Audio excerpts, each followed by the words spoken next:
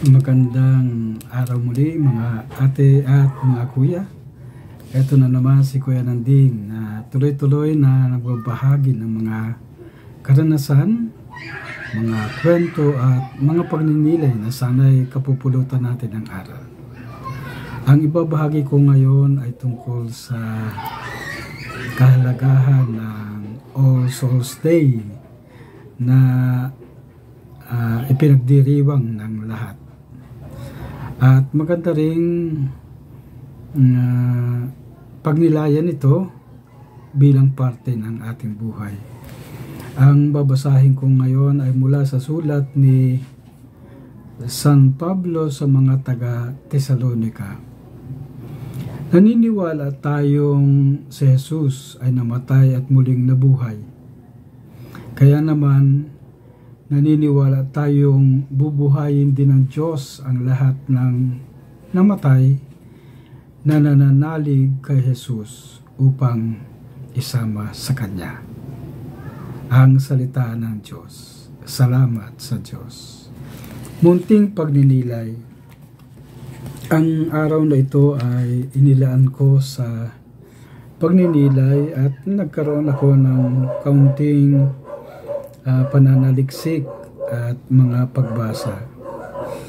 Sa aking pananahimik, nabalikan ko ang karanasan ko sa sulat ni buhay ni San Francisco ng Assisi, na bakit nga ba ang pag-unawa niya at paniniwala tungkol sa kamatayan ay isang pagtanggap sa kamatayan bilang welcome sister death. Pero gusto ko munang balikan ito sa simula. Ang paniniwala ng karamihan sa mga ganitong kalagayan ay depende sa kanilang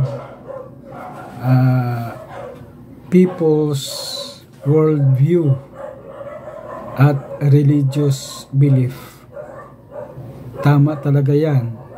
Kasi ang aking ibabahaging tao ngayon, ang kanyang worldview at ang kanyang religious belief ay resulta ng kanyang pakikipag-ugnayan sa Diyos. Kaya ang taong ito na si San Francisco, ang pagkalapit niya sa Diyos sa kanyang buhay, panalangin at paniniwala.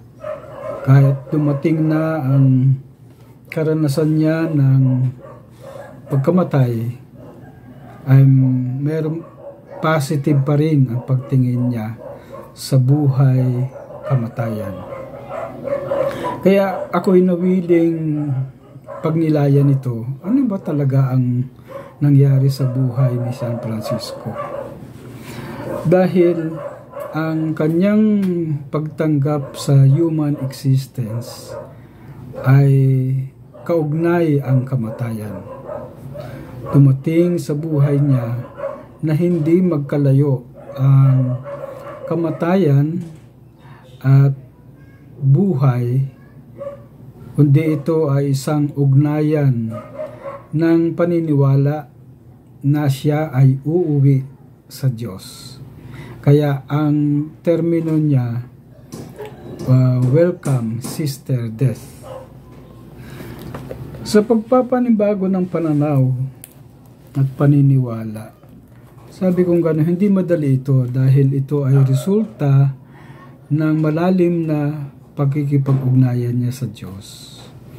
Ang lahat ng bagay ay sinasabihan niya na brother sun, sister moon, kaya and death ay sinasabihan ng sister death. So, kapatid ang tawag sa mga ito. Kaya nauso ang pagtawag ng kapatid o ate at kuya ay si Saint Francis. Kaya sa akin, sa aking pagninilay, ito ay naging call to action ko upang ihanda ang aking buhay, kamatayan sa isang pagtanggap. Pagtanggap na ang kamatayan ay hindi kinakatakutan, kundi ito ay isang lugar na kung saan ay ibinibigay natin ang ating buhay muli sa Diyos dahil kasama natin ang Diyos.